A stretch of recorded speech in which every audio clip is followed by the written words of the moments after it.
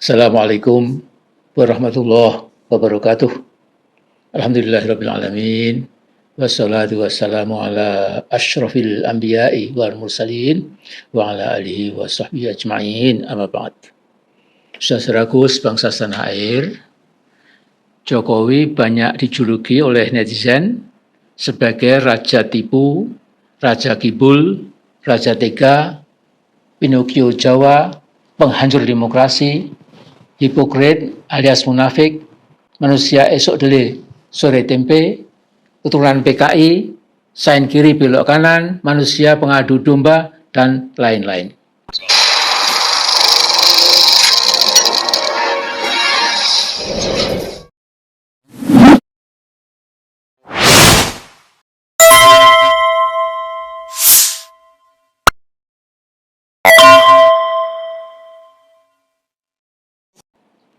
Akan tetapi, watak Jokowi yang tidak boleh kita lupakan adalah watak zalim atau kezaliman yang mendarah daging dalam kepribadiannya. Jokowi harus bertanggung jawab atas pembunuhan sadis 6 laskar FPI, 6 anak muda yang semuanya berumur 20-an tahun pada hari Senin 7 Desember 2020 di kilometer 50 Jalan Tol Cikampek, Jakarta. Saya dapat informasi sebelum unlawful killing itu terjadi, pembunuhan terjadi, aparat yang mengikuti 6 syuhada muda itu bertanya pada komandan mereka, 6 laskar FPI itu harus diapakan. Si komandan itu lalu bertanya ke komandannya yang lebih tinggi lagi, dan oknum yang terakhir ini minta pengarahan pada Jokowi. Nah, jawaban Jokowi, terserah, pides saja. Ini saya dapat berita ini ya dari teman akrab saya di Jakarta. Keluarga saya termasuk yang dizalimi oleh Jokowi. Anak sulung saya, Ahmad Hanafi Rais, oleh rezim Jokowi pernah mau dibunuh dengan plotting yang cukup rapih. Hanafi dari Jogja mau pulang ke Jakarta pada tanggal 18 Oktober tahun 2020. Jadi hampir 5 tahun yang lalu. Sejak dari Semarang, Hanafi merasa aneh mengapa ada 2 sedan yang terus membuntuti mobilnya. Bila mobil Hanafi berjalan cepat, 2 sedan misterius itu juga berjalan cepat.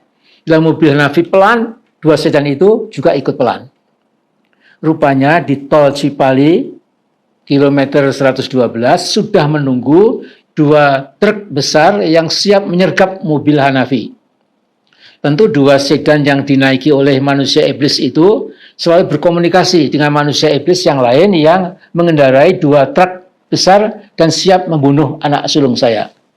Nah, pada pukul 2.20 pagi hari, truk besar yang sudah menunggu dengan kecepatan tinggi menyalip mobil Hanafi, dan truk yang satunya lagi mengejar mobil Hanafi, dan mendadak truk yang berada di depan mengerem secara tiba-tiba. Taruhan saja mobil Hanafi menabraknya dan truk yang di belakang menyerutuk menghancurkan bagian belakang mobil Hanafi. Sayang, Hanafi tidak memasang seatbelt mobilnya sehingga wajahnya terantuk keras ke kursi depannya. Darah mengalir dari kedua pelipisnya, hidungnya retak dan juga mengucurkan darah segar dan tulang punggungnya retak. Mobil Arfad Hanafi hampir putus jadi 2 bagian saking kerasnya tabrakan truk dari belakang. Sampai sekarang Hanafi kalau berjalan sedikit kurang sempurna karena ada bagian tulang belakangnya yang retak dan nampaknya sudah nggak bisa diatasi lagi ya. Dan para dokter spesialis yang menghandle Hanafi mengatakan mereka sudah melakukan the best yang bisa mereka lakukan. Tentu kami sekeluarga berterima kasih pada para dokter itu. Nah, mengapa Jokowi mau membunuh anak sulung saya? Supaya saya berhenti mengkritik berbagai kebijakan Jokowi yang memang harus dikritik. Mungkin maksud Jokowi supaya shock. Saya shock dan ketakutan. Jokowi ternyata belum puas. Kok Hanafi masih hidup? Jokowi punya plot khusus untuk saya. Kalau membunuh saya mungkin masih pikir-pikir, jadi saya mau dipermalukan. Caranya dia kirim seorang anak muda di malam hari untuk menembak tangki mobil saya supaya ada ledakan dan kebakaran hebat agar orang sekampung ikut geger. Tapi semua itu sudah terjadi di masa lalu, ya saya sudah maafkan sambil yakin Allah pasti akan memberikan keadilan. Saya yakin siapapun yang berbuat zalim, cepat atau lambat akan peroleh balasan dari Allah yang maha adil, sepadan besar atau kecilnya kezaliman yang dilakukan oleh manusia. Nah, kalau sekarang Jokowi yang bakat kezalimannya memang top markotop, minjam istilah anak muda zaman sekarang, Jokowi sedang dihukum Tuhan. Anda boleh percaya, boleh tidak, tapi saya yakin sekali tidak ada kejadian di muka bumi ini, di alam terang siang hari atau alam gelap malam hari, ya, selembar daun kecil ya, yang rontok dari pohonnya itu tidak dipantau oleh Allah. Tanpa izin Allah, daun itu tidak akan rontok juga. Ya. Semua terpantau, semua itu karena izin Allah.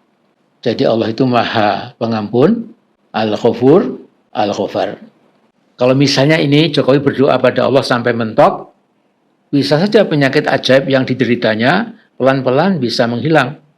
Korengnya pada tetel, matanya yang sekarang sipit, hampir tertutup, bisa terbuka kembali. Ya. Rambutnya tidak rontok lagi, kudis, kurap, kadas, koreng, bercak-bercak, belang, bisul bernanah, borok berbau busuk, juga ikut lenyap. Itu kalau Jokowi mau tobat, tapi mungkin juga sudah terlambat. Ya. Jadi terserah kepada saudara Jokowi. Yang jelas bangsa kita ini harus terus berjalan ke depan dengan yakin diri bahwa bangsa besar, bangsa Indonesia itu makin ke depan, makin baik. Ya. Belajar dari pengalaman yang lalu, terutama 10 tahun zaman Jokowi yang bangsa kita mengalami kerusakan parah. Sekian dulu barangkali kali ini, insya Allah kita akan sambung lagi. Assalamualaikum warahmatullahi wabarakatuh.